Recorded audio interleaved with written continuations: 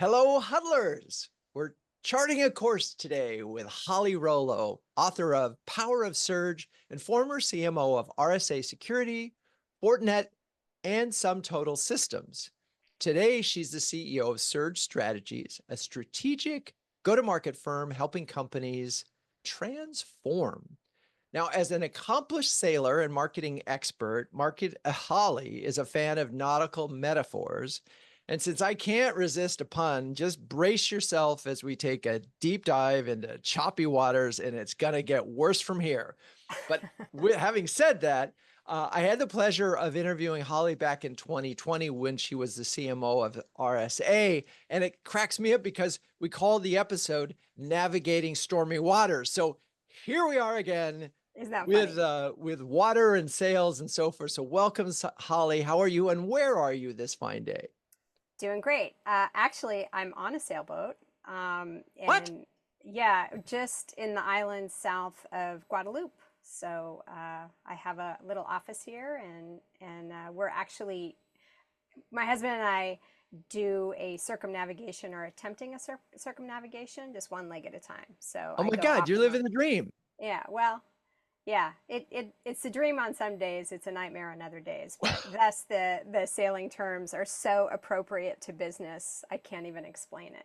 Wow, wow, wow, wow. Well, we're going to have to get into that, but I can't sort of resist. So you obviously must have some amazing satellite connection, Starlink, of course, yeah, Starlink. yeah, Okay. All right. So yes, paying Elon. Thank you. I Uh, know. okay. So one of the things we like to do when we start these recordings is to let's get into it quickly. So just in case people have to leave or we want to convince them to stay, what do you think sort of the top three mistakes you see marketers and CMOs like you used to be making today that you address in your book? Yeah, that's a great question. So I think the first one is not having a solid understanding of the financial situation of the business. So Okay. how it makes money, how it loses money, how much debt it has, the EBITDA margins, the cash flow situation, and the investment thesis from the investors. I think that's really important. I think a lot of CMOs jump into roles with the targets and what the pipeline's supposed to look like and what the goals are every quarter, and may not have a thorough understanding of what's really driving decisions. So that's kind of the first thing. Okay. The Second. second thing, Drew, you and I have talked about offline, which is assuming you've been hired to drive growth. You've been hired to increase the company's value to the investors. And job one is trying to figure out how best to do that. And we'll talk, I hope, a lot more about Yes, strategy. But we will. I think people just assume growth is a strategy, and it's not a strategy; it's an outcome. And we cannot survive anymore with sloppy strategies, and that's a huge message in my book. Okay. Um, And the third? yeah, the third one, and actually I have a fourth real quick, but the third Okay. one is diving in immediately to show value, but getting stuck there. So not forcing those strategic conversations to inspire the right thinking and decisions, especially that have to do with how you can drive radical unity across the functions. And then I think just the fourth one I want to mention, and this is specifically for what I would call next generation go to market leaders, is weighing too heavily on how the last generation thinks you should be doing things. The next generation is uniquely positioned to completely transform the industry. The go-to-market practices, new methods, new paradigms, new tools, new technology, and we really need the next generation to step up. There's tons of jobs and not enough great people to fill them, which is part of the reason why I wrote the book, and also why I put together this search challenge, which hopefully we get to talk about later. But yeah, it's Okay. Well, I so want to go through important. I want to go through all of those one by one and just sort of dive in. So, not understanding the business, and what was interesting is, I mean, we talk a lot about that in huddles and speaking the language of the CFO and understanding how the company makes money, uh, and and it feels like we've had this conversation enough that this wouldn't happen, but it still does. So, where do you think sort of the leverage point is, or if you were actually going to take a CMO role again, which would be tricky from your quote, but if you were, what, is it just sitting down with the CFO? What are the things that you do to make sure that you understand the business? Yeah, it may be. And I think if if it's a good interview experience before you get the job, you're having these conversations, you're able to go through the P&L, you're able to talk to, in some cases, board members that, have a solid understanding of these topics that I discussed. I think understanding, especially if the company is owned by a private equity firm, what the investment thesis is, what kind of debt is on the company, if there's secondary debt, when is it due?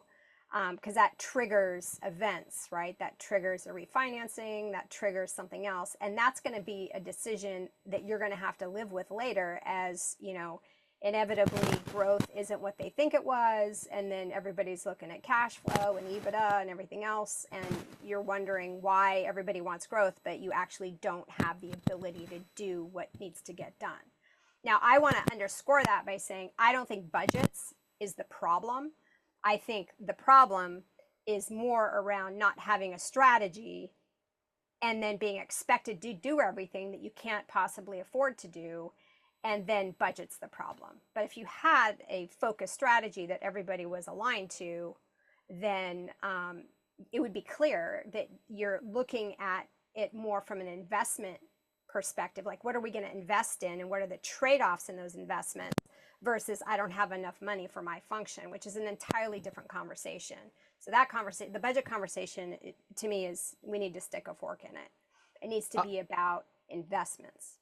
All right, that was a lot to unpack even there, because there was, and I want to go through some of those elements. Yes, the interview process is the moment where you can really understand the sort of financial triggers when we're talking about PE firms, and in particular, because what I hear is EBITDA, EBITDA, EBITDA.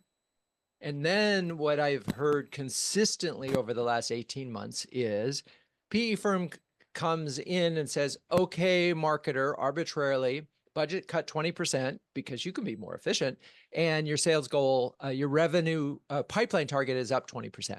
Literally, same day, same sentence, same request.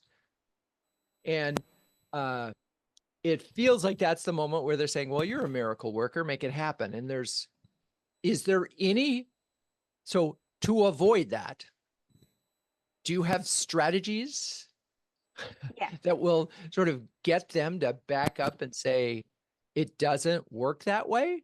Yeah. So there's a couple things. So the first thing is, and you're not going to believe the next thing I'm going to say.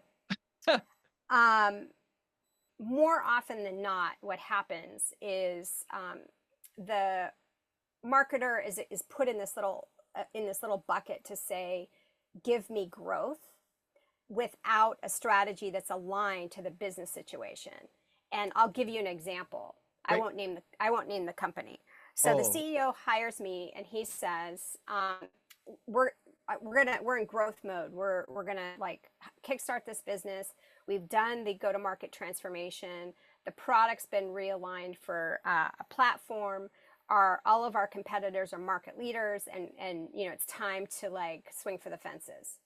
You dig in a little bit, and I outline the quadrants in the book, but basically they're trying to act like a competitor to a market leader or a market leader without the resources, without the strategic positioning, without the underlying pieces of the business are broken, a lot of legacy technology. So they're actually in either turnaround or transformation mode, which requires an investment. Right? Like if you have a lot of tech debt or holes in your data, or your product is kind of cobbled together, you can't actually compete like a market leader. There's things you just can't do. So their aspirations aren't aligned with what their strategy needs to be, which in that case is more around protecting their installed base, making sure they have an expansion strategy for their customers, minimizing churn, improving the customer experience. It needs to be more focused on the customer base versus acting like a brand new vendor that doesn't have a legacy base with which maybe they need to move to the new platform and migrate, or change a pricing strategy, or give incentives, things like that. So I love all that, and yet I'm imagining the CMO saying, "I know you think you're piloting a yacht, but it's a dinghy and it's beat up a little bit, and your baby's ugly." Yeah. And they're going to have to be the ones to say, and this is a very uncomfortable conversation. And the CMO wants to be the optimist. They want to be the leader. They want to be able to project this notion of we can do amazing things together by getting aligned. But there's this moment of reality. Somebody's got to say, you can't just do that. Yeah. And the CMO doesn't want to be that person. Yeah, I mean, and those are the tough conversations. And it's interesting because I've been one of those people that have, and I started out, I wanted to be an investigative reporter. So I always asked a lot of questions and asked the questions that a lot of people were thinking, but no one was saying, even though I thought at the time it was only me thinking it, but then it turns out everybody was thinking it. So it's sort of like we need to be change agents. We need to be on the lead into the strategy. I had the benefit of spending 7 years in product market and corporate strategy in addition to marketing. And I think that really helped me be a better marketer overall, because you could talk about, okay, like once you have the foundational strategy right, pick a quadrant, there's things that also layer on top of that, which is proper customer needs-based segmentation, not t-shirt size segmentation, things like this. So I think it's important for us to continue to ask the questions and rally and inspire people to understand, if we all align to the same strategy and not just do all these activities in all these different directions, the outcome's going to be way better.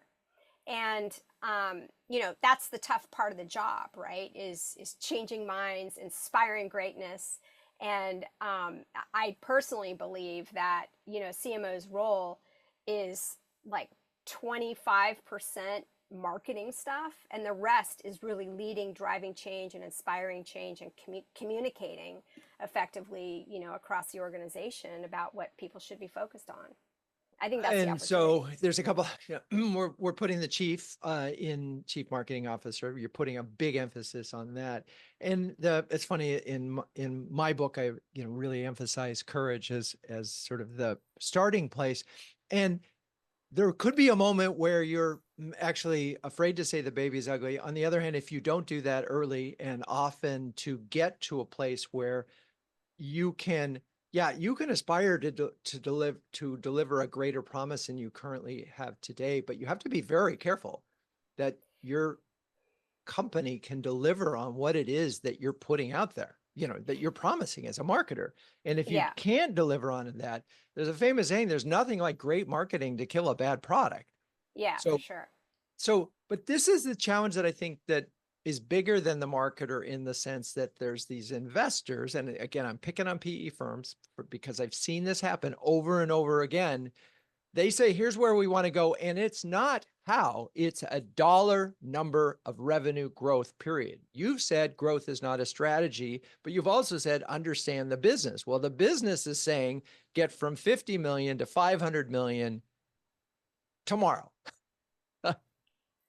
So, it's fine to say that we're not going to get there, unless we do this, this, and this.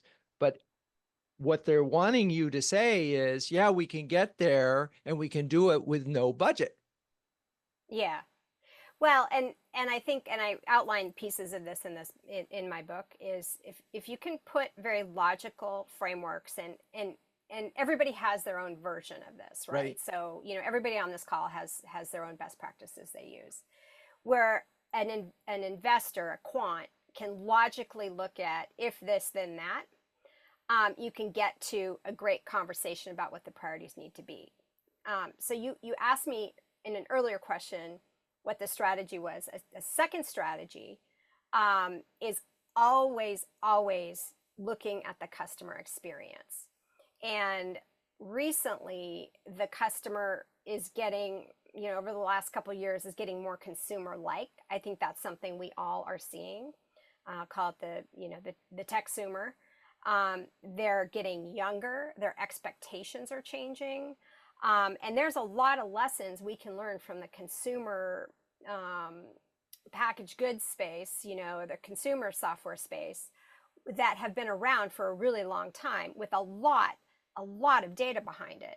So there's actually best practices that we can apply and have that conversation. But the point is our silos have grown over decades. We have a silo for marketing that's grown with its own set of functional skill sets, expectations on the role, baggage from the role, what everybody thinks it is or doesn't think it is, our own tech stack, our own culture. Same with sales. They've grown up in their silo with the same set of things, and same with customer success. So most companies, unless you're a startup in the last, I would say 18 months, you have silos already out of the gate that do not fit with this modern customer experience expectation that these tech buyers have, period. So we need to put that out on the table and help everybody understand, forget your roles, forget the expectations and paradigms. Like in this customer experience, what exactly are we trying to do at which point in time to either remove friction, improve the conversion, or have the customer enjoy the ride and believe in us enough that they're going to stick with us and not leave, that we can actually continue to grow and create momentum. And if we get that kind of focus, it becomes less about the spreadsheet and more about the emphasis on the initiative. And I can't stress this enough, because over the years, we are put in these positions where, no money, do all these things, don't say no to anything, smile more, as you're doing it, and so what it means is we tell ourselves, well, we're making progress, and really what we're doing is we're being asked to deliver incrementalism. And I have not met one person in B2B tech marketing, any of my peers, any of my friends, who's satisfied with doing that. Like, we all want to deliver our best work, right? So in order to do that, we need to help the company determine the trade-offs in these decisions, what they're going to get, what they're not going to get if they make this choice or that choice, or invest in this or not in that. But for God's sakes, don't invest halfway in something and have an expectation that it's going to be successful if it's a half measure. We have to be able to say no more to things and double down on things we really truly believe in, and convince people with data that they're going to get the outcome they want, but you can't do it halfway. You have to do it all the way.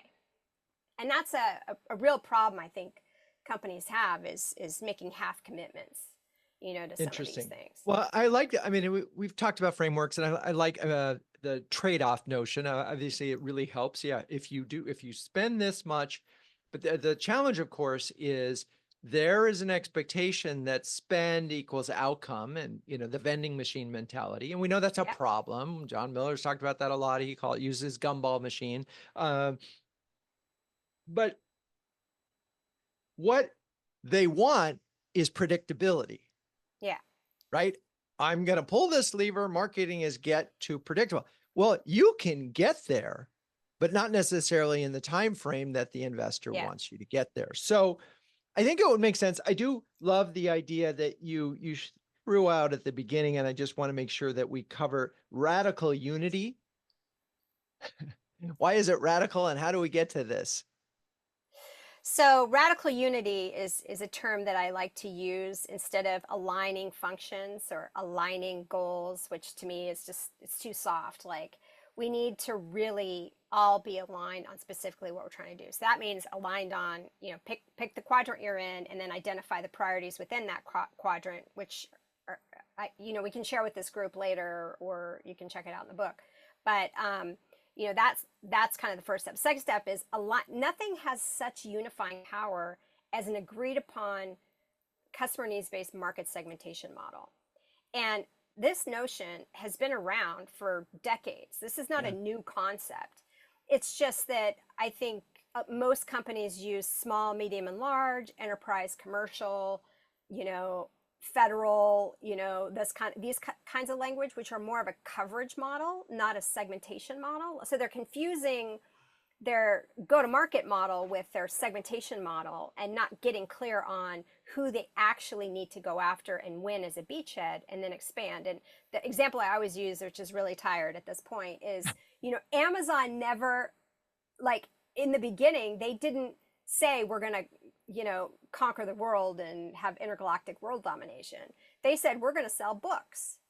And they did that, and they did that really, really well. And then they moved on to the next thing and so on. And many companies who are either retrenching or just getting started, the problem is their aspirations and their eyes are bigger than their belly, right?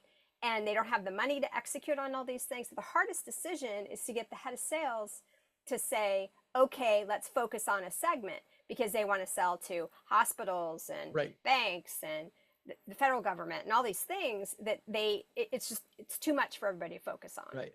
So the segmentation model and a customer needs-based segmentation model is the second thing I think you can use to get radical unity. And the third thing, and this is an uncomfortable conversation, and it's not always easy, but I think it's a requirement. Some market leaders do this, right? They break down every single dollar that needs to be achieved to a granular level to define who leads it, who's responsible, and how they're going to get it done by role and by function across the organization. I give an example in the book as well. And that's also kind of a model that sales isn't always comfortable with, because it means, they're thinking, many of them, and I'm going to over dramatize to make my point, is, well, I need pipeline from marketing and I'm not getting enough pipeline. And then marketing's like, well, I'm giving you pipeline, but you're not following up on it fast enough. So the leads go cold and yada, yada. See, this whole thing happens. But they're missing the point that we have a funnel that we've agreed to in a pipeline model or a customer experience model with conversion points that we've all agreed to, and you need to take the ball and you have X% of responsibility to achieve this product upsell with this target segment, with this sets of leads. And then, by the way, 70% of the rest of the opportunities need to come from you. So you need to do your own cold calling. So you can really refine and get that to a granular level if the head of sales is open to accountability.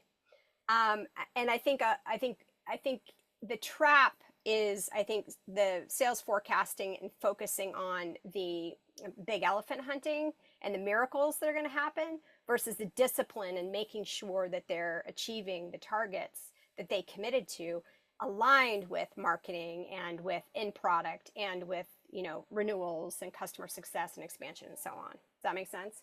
It does. It's funny, as you're thinking, I'm thinking about a little crisis that one of the CMOs in our community had, where the CRO wanted the marketing to commit to 2/3 of pipeline, and the marketer, based on historical data, based on the industry base, thought it should be 33%. That was a 2x. That's a big difference. And I'm curious how you would have approached that CRO and help them get to a more rational place. I would have busted out that spreadsheet that I just told you about. It's in my book somewhere, talking about, I think it's in the Unity section, actually, the U for Surge, and started kind of calculating out where exactly that revenue was going to come from, by which products, what are the assumed conversion rates, how are we going to do that? But again, that itself is an exercise that all of us have done at one point or another, but not necessarily across the entire set of functions in the go-to-market. Sort of like marketing and then sales. Right. And you have to get really granular on which sales team, which market are you targeting, what product are you targeting it with. And, that also presumes you have a commitment to operationally being able to track that. And there are ways to track it. There's companies that, their Salesforce or their CRM is so messed up and their data's bad and all that stuff, but you can still track these things. It's not the dark ages. There's ways to do it.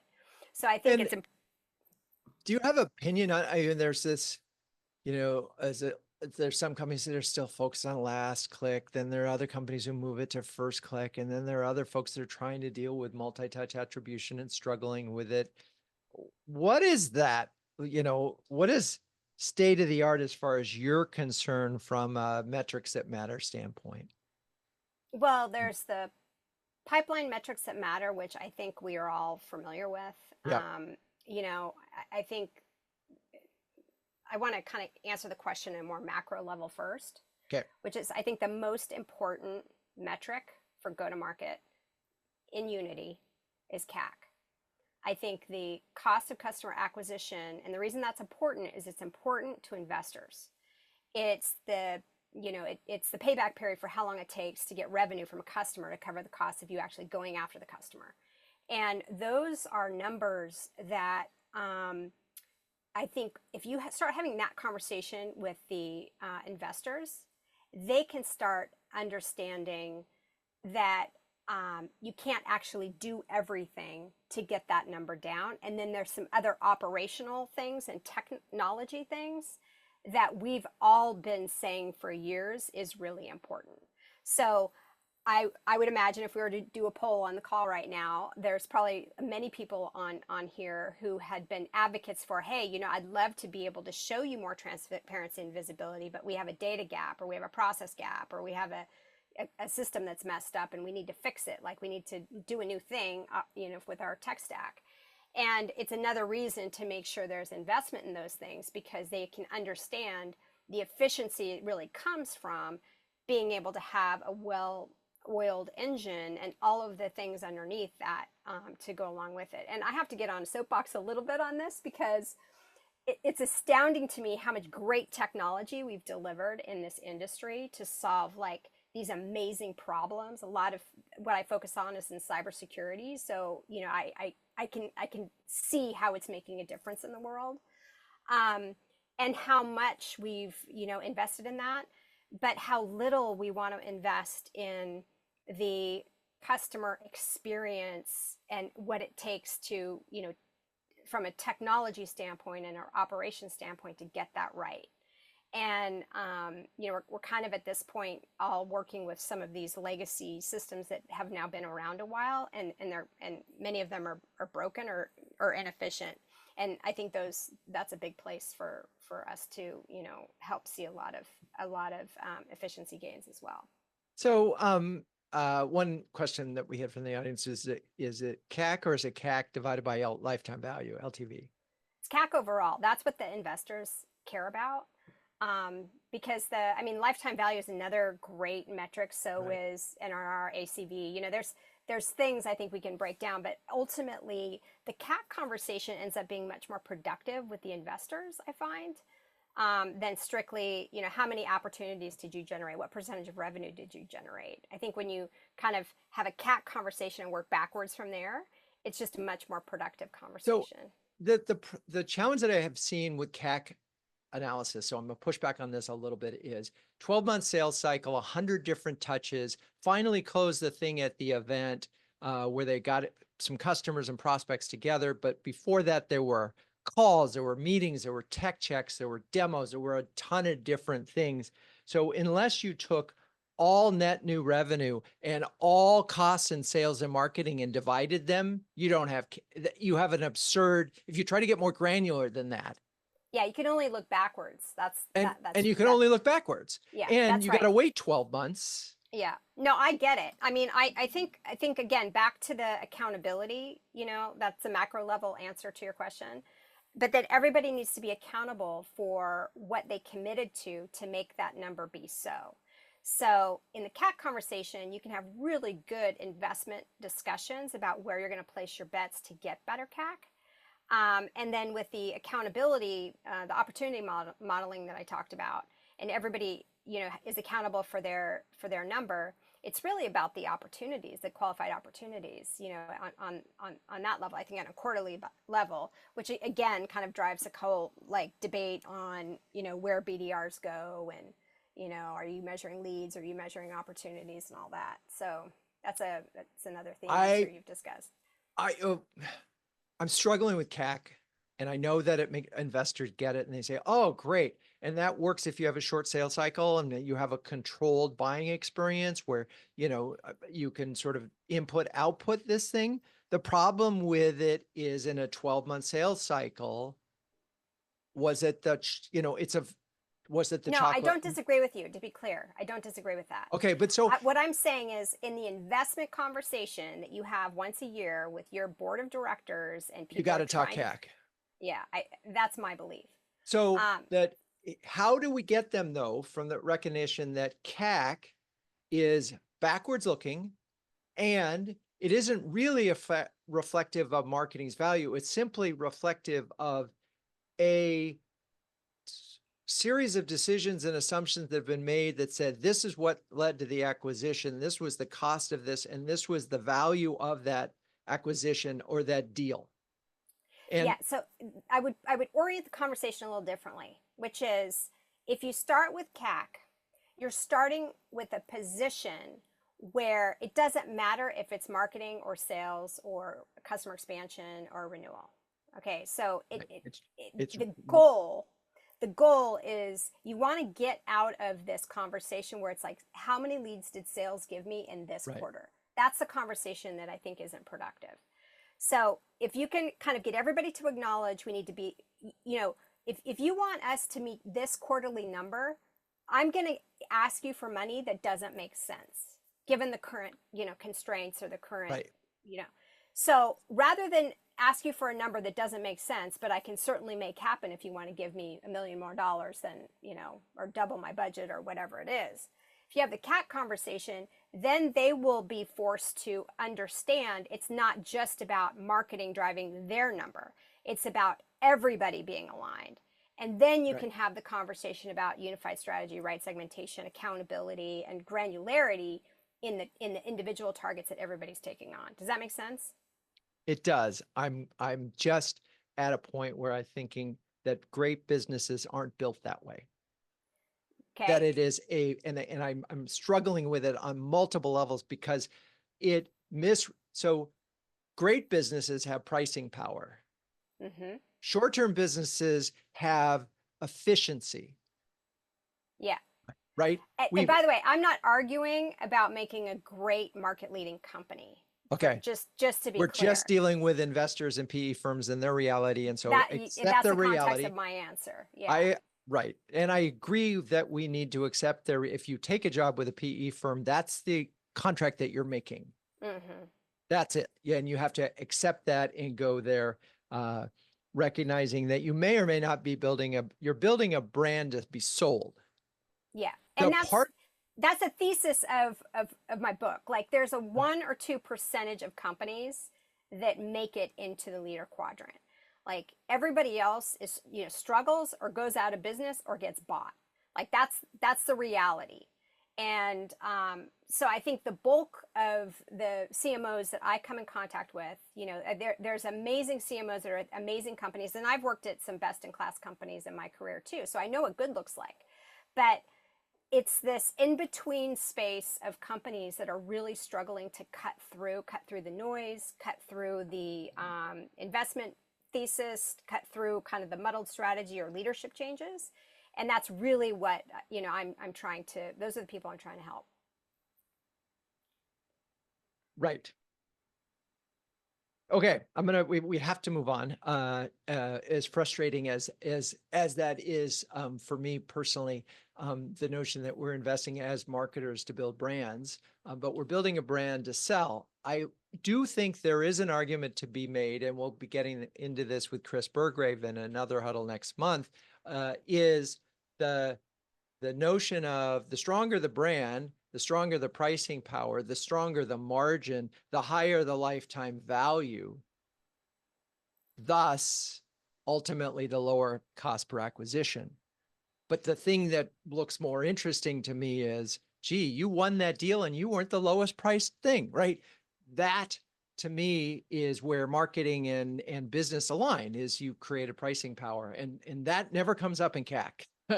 Right? It just no, that comes up in your value proposition and your ability to build a reputation for yourself. Right. And okay. you know, there's market leader. Like if you ask a CEO, what kind, like who comes to mind when you think of great marketing? You know, you know who they're going to name.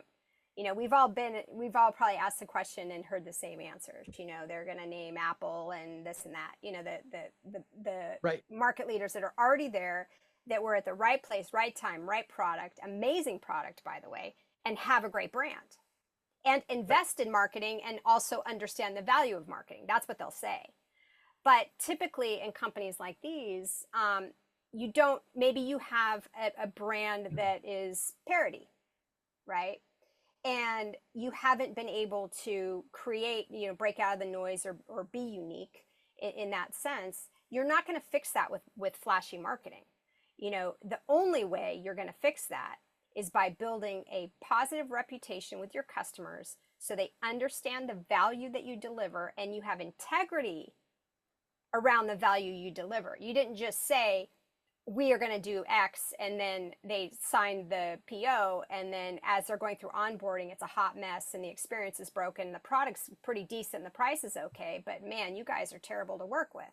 Like that's not going to cut it anymore. And I Right. do believe that so many companies now are starting to sound the same. And again, this might be my cybersecurity bias because the industry is really frothy. Is many companies solve the same problem. They may solve it just a little bit differently, but everything sounds the same. And the only differentiator in many, many ways is going to be this customer experience. Like, how are you interacting with them? How are you helping them? How are you helping them help themselves? You can have the best product in the world, but then a terrible after sales experience. And like they'll leave, and that's the way it's going to be. But you know, that's why I think there's such an opportunity to actually build that great reputation with your customer base so they love you and can't live without you and want to tell everybody about it. Because everybody who's bought something that's been fantastic, they all tell their friends. Like that's how it works, just in human nature. And to me, that's the real place that brand value comes to life, is in that partnership with the product teams to understand, you know, that they need to find the right product market fit, and they need to focus on the bells and whistles that matter to the customers, not necessarily to them. I've been at this one company I was at. We built a strong customer advocacy and voice of the customer program, and you know, the customers were like, I want this button, you know, I want this button thing to do XYZ. And we kept going back to the product team, and they're like, that's dumb, you know, I'm going to work on this snazzy, you know, shiny object thing, but it's going to take 6 or 8 months. And we were like, just add the button. Like, how hard is it? Just add the button. And so they finally ended up adding the button, and the customers were over the moon, you know, and it wasn't that hard. And so Right. making sure, you know, that sometimes the technologists don't lose the forest through the trees a little bit on the actual, even the product experience, let alone the onboarding and the learning and the self-help and the, you know, support and success and all that. You know, I think it's all of it. And identifying what's important to those customer segments and being able to deliver on that's really important. So I want to make sure that, so SURGE is an acronym, and it's strategy and unity. And we talked a little about those two already. And the R is reputation. The G is, remind me, G is Gains. gains. And Yeah. then E is for Efficiency, which we've talked about a efficiency. little Oh, bit. okay. Yeah. So, all right. So let's just talk. I love the fact that you use the word reputation. And it's funny because, you know, we've gotten a lot of traction, but brand is a sort of a bad word these days, and nobody, you know, that's you know, bells and whistles and, you know, arts and crafts. And what we want is, you know, a business that we want to talk about CAC and growth. But reputation is a word that kind of everybody understands. So I love the fact that that's your thing, but talk about that. So reputation, as you just said, is really the customer experience, but I think marketing obviously plays a role in that. Oh, for sure. I mean, there's the experience, you know, how they're interacting with your website, or how they're interacting with however you're communicating with them, or, you know, there's a thousand ways. It's the messaging. And I think the thing that comes before all of that is product market fit. You know, like if you get a customer, I don't care how big the deal is. If we've all been there where we've got landed a big customer, but it's not quite the right fit and they're never happy. But it's such a big account that everybody feels compelled to customize the product changes and customize the programmatics around them because it's such a big deal and nobody wants to lose the deal, which just drains the resources out of the business and it drains, focus. And so if you can start in a place where you have product market fit based on the right customer profile that can say, wow, you see the problem the same way I see the problem. And by the way, I think this is going to become much more important as more and more things get automated and are automated, is people want to know contextually that you can relate to them, that you see the world the same way they see the world, and that you believe what they believe. And SAP did this really well back 100 years ago, is they painted such a great vision with components of the product. I mean, the products were a box of airplane parts, at that point in time. But they painted such a compelling vision on what Nirvana looked like that people would follow them everywhere. It was a career decision. Mm-hmm. And they were so good at talking about the value that was delivered in that. Where they fell down, obviously, was in the implementation and execution. But they were able, back to your point, Drew, to sell products that had a great idea, but customers would overlook functional problems because they so much believed that the company was going to take them where they wanted to go over, a certain period of time. And so I think getting to the right reputation, this is my long-winded way of saying, is it starts with making sure you have the right product market fit first. And then building your messages, building your customer experience, building your go-to-market motion, building your customer success motion around them so that they end up being completely delighted with what you have to offer.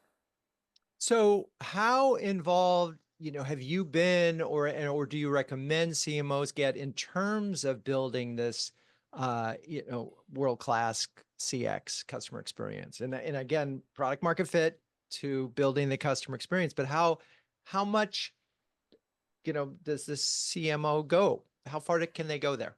Well, I think if there's a vacuum, I would encourage every CMO to step up and take the lead. I think we have a unique ability to, because of our orientation of the world, I think we have a unique ability to pull the pieces together to help organizations actually look at the problem that way.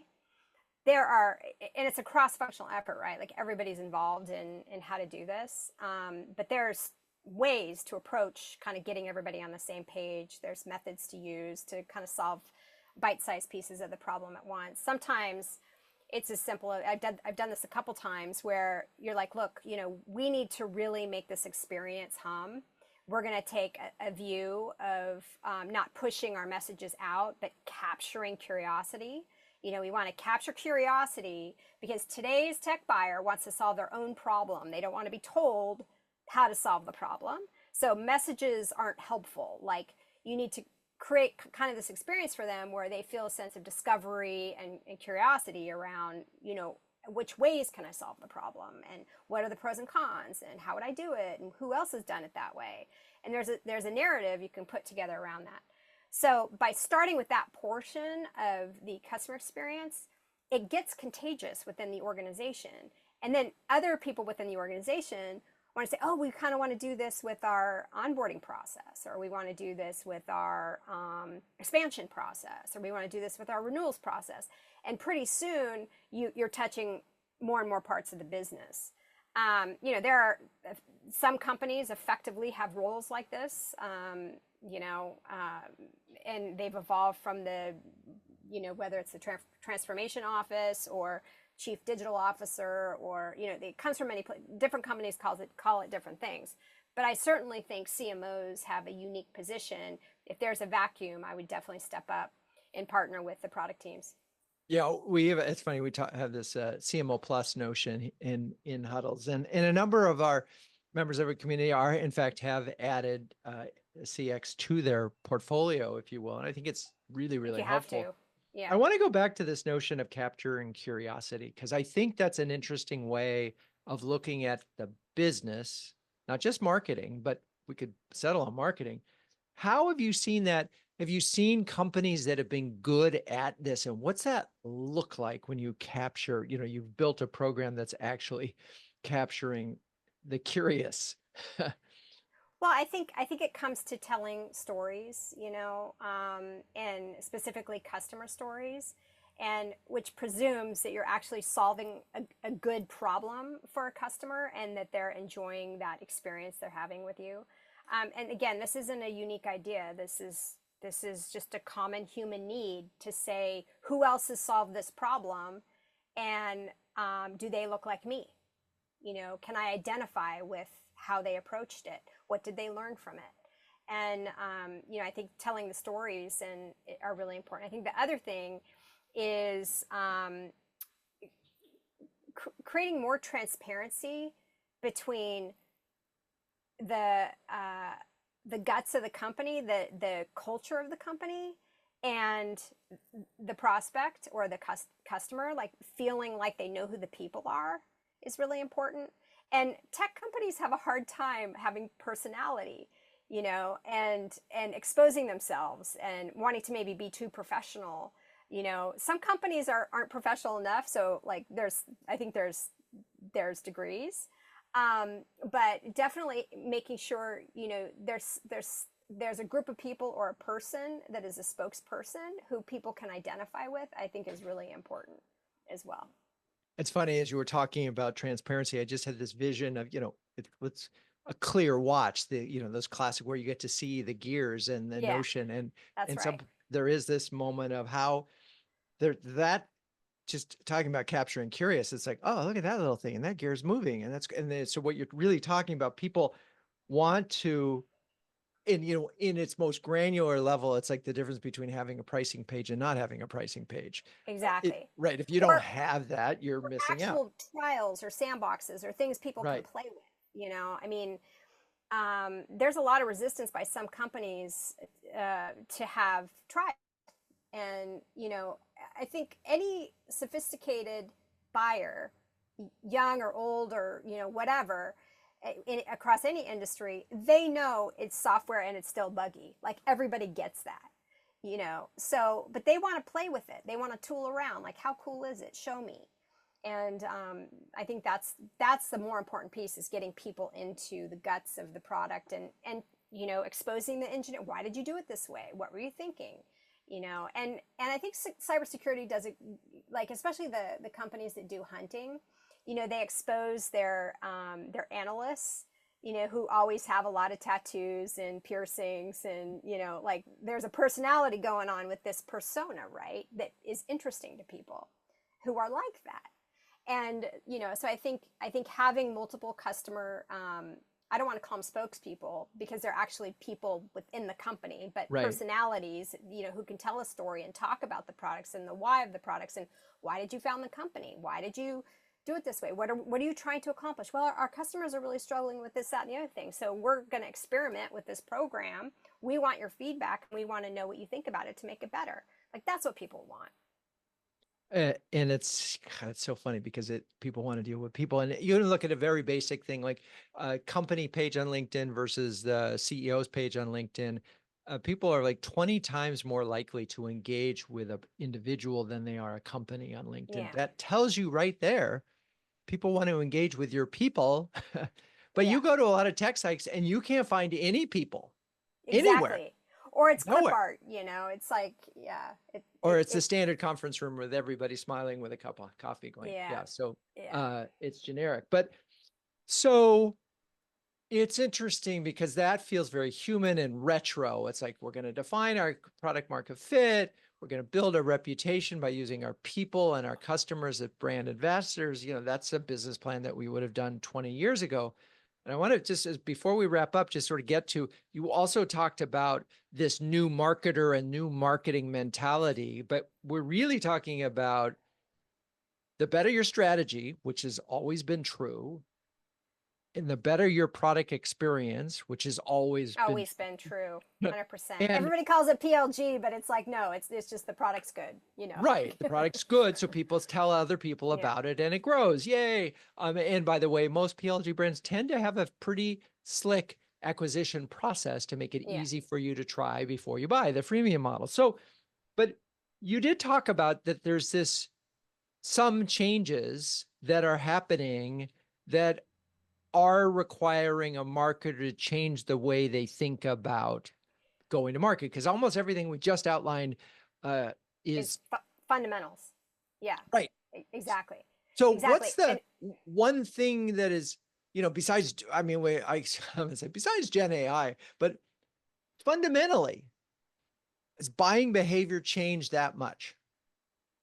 well, I think it's just becoming more